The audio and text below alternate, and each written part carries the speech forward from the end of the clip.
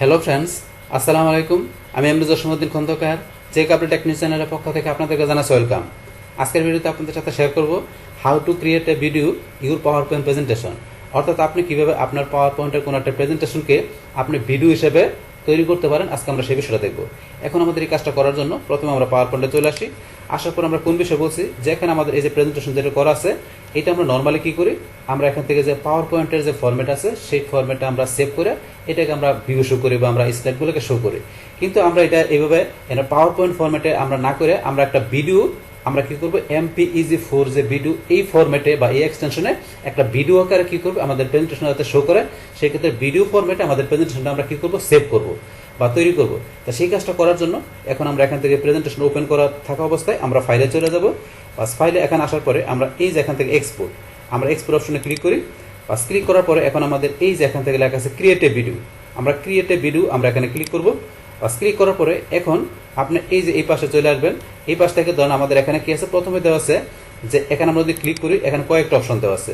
আপনার ভিডিওটাকে আপনি কিভাবে ব্যবহার করবেন আপনি সেই অনুসারে এখান থেকে আপনি দেখাইতে পারেন যে আপনার কম্পিউটারে যে ডিসপ্লে হবে, নাকি আপনি ইন্টারনেট ডিভিডি হবে, নাকি পোর্টেবল ডিভাইস, যেটা দিয়ে করবে সেটা সিলেক্ট করে দিয়ে ওইভাবে আপনি এখান থেকে ভিডিওটা তৈরি করবেন।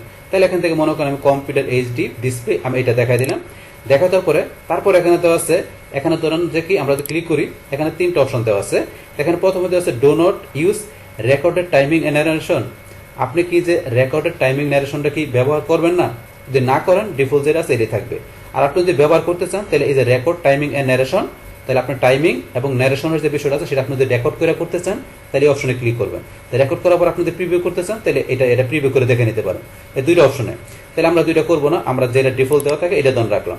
রাখার পরে তারপরে দেওয়া আছে second spend on each slide. তো এইটা কি বিষয়টা, যে আপনার একটা স্লাইড থেকে পরবর্তী স্লাইডের মধ্যে কতটুকু টাইম এক্সপেন্ড হবে, কতটুকু টাইম ব্যয় হবে, সেটা আপনি এখান থেকে দেখাতে পারেন যে প্রত্যেকটা স্লাইড, একটা পর একটা স্লাইড যাবে কতক্ষণ কত সেকেন্ড আপনার সময় স্পেন্ড করবে সেটা এখানে দেখাতে পারেন। 5 সেকেন্ড দেওয়া আছে, আপনি চাইলে এখানে আর বাড়া দিতে পারেন। ধরুন আমি এখানে কত 6 সেকেন্ড রাখলাম, 1 সেকেন্ড বাড়াই দিলাম। বাস এইভাবে বিষয়গুলো এখানে সেট করার পরে লাস্টে এই যে ক্রিয়েট ভিডিওতে আমরা এখানে ক্লিক করব। বাস ক্লিক করার পরে এখন এখান থেকে যে নামটা আছে ফাইলের, এই নামে কি ভিডিওটা তৈরি করবেন, নামটা চেঞ্জ করে দিবেন। তাহলে এখান থেকে আমি জসিম প্রেজেন্টেশন কি দিলাম, এখানে জসিম প্রেজেন্টেশন দিলাম, ধরুন যে ওকে দিলাম। বাস আপনার নামটা চেঞ্জ করে দিতে পারেন, অথবা যে নাম সেই নামে রাখতে পারেন। তারপর সেভ স্টেপ, সেভ স্টেপ কিন্তু যখন আমরা ভিডিও দেখাচ্ছি অটোমেটিক কিন্তু দেখেন MPEG-4 চলে আসছে, MPEG চলে আসছে। এখন আমরা এখানে ক্লিক করি, এখানে কিন্তু এটা আরেকটা দেওয়া আছে উইন্ডোজ মিডিয়া ভিডিও, আমরা কিন্তু চাইলে এটা দেখাতে পারি। তাহলে আমরা এটা দেখাবো না, আমরা কোনটা দেখাবো, এই যে MPEG যেটা আসছিল এটা আমরা রাখবো। তাহলে MPEG-4 ভিডিও আমাদের এই টাইপে বা এই ফরম্যাটে আমাদের একটা ভিডিও ফাইলটা তৈরি হবে পাওয়ার পয়েন্টে। তাই এটা দেখানোর পরে লাস্ট এখান থেকে আমরা এই যে সেভে ক্লিক করবো।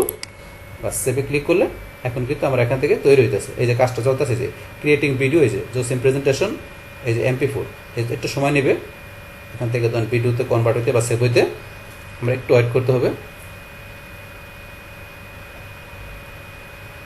বাস আমাদের এটা ভিডিও ফাইলে মানে কি MPEG-4 ভিডিও এই ফরম্যাটে বা এই এক্সটেনশনে এটা কি হয়ে গেল, আমাদের এখান থেকে সেভ হয়ে গেল, মানে ভিডিওতে আমাদের প্রেজেন্টেশনটা তৈরি হয়ে গেল। তো এখন এটা দেখার জন্য কি করব, দেখার জন্য ধরুন আমরা কি করি, এটা ধরুন মিনিমাইজ করে আমরা আমাদের ফোল্ডারে চলে আসি, আমরা যেখানে সেভ করলাম। তাহলে আমরা কোথায় সেভ করছি, আমাদের এই যে মাই ডকুমেন্ট ফোল্ডারে। তাহলে আমার এটা কি নামে হয়েছে, এই যে জসিম প্রেজেন্টেশন ওকে, এই ধরুন এখানে দেখাচ্ছে যে ভিডিও ফাইল, এই যে ভিডিও ফাইল জসিম প্রেজেন্টেশন ওকে এই নামে কিন্তু হয়েছে।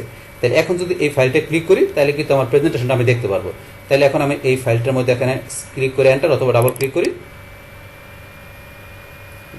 এখন আমার প্রেজেন্টেশনটা কিন্তু এই ভিডিও আকারে, এই যে ভিডিও আকারে দেখে আসতেছে, এই যে এটার পরে পরবর্তী স্লাইড চলে আসতেছে। এইভাবে কিন্তু ভিডিও আকারে যেদিকে আসতেছে এবং একটা পরে একটা স্লাইড চলে আসবে অটোমেটিক। এই যে 7 সেকেন্ড দিচ্ছি, 6 সেকেন্ড দিচ্ছি, 6 সেকেন্ড পরে পরে একটা পরে একটা স্লাইড চলে আসবে। এটার পরে 6 সেকেন্ড পর এটা চলে আসছে। বাস এটার পর আর কোনো স্লাইড নেই, শেষ হয়ে গেল। আবার এখানে প্লে দিলে আবার প্রথম থেকে শুরু হয়ে গেল। তাহলে এইভাবে কিন্তু এখান থেকে আপনারা কি করতে পারেন, যে মাইক্রোসফট পাওয়ার পয়েন্ট থেকে আপনার প্রেজেন্টেশনটাকে আপনি একটা MPEG-4 আপনি ভিডিও ফরম্যাটে বা এক্সটেনশনে এবার সেভ করে আপনার প্রেজেন্টেশনটাকে আপনি কি করতে পারেন, আপনি ভিউ শো করাতে পারেন, আপনার ভিডিও আকারে দেখাতে পারেন। বাস তাহলে হয়েছে আমাদের এখানকার টোটাল বিষয়টা, মূলত আমাদের আজকের ভিডিওর। ডিয়ার ফ্রেন্ডস, আমার আজকের এই how to create a video your presentation এই ভিডিও যদি আপনাদের কাছে ভালো লেগে থাকে কিংবা এই ভিডিও থেকে আপনারা কিছু শিখে থাকেন, উপকৃত হয়ে থাকেন, তাহলে আমার এই যে আপডেট টেকনিক চ্যানেলটি আপনারা সাবস্ক্রাইব করবেন, লাইক করবেন, কমেন্ট করবেন এবং সবার সাথে শেয়ার করবেন। Thanks everybody.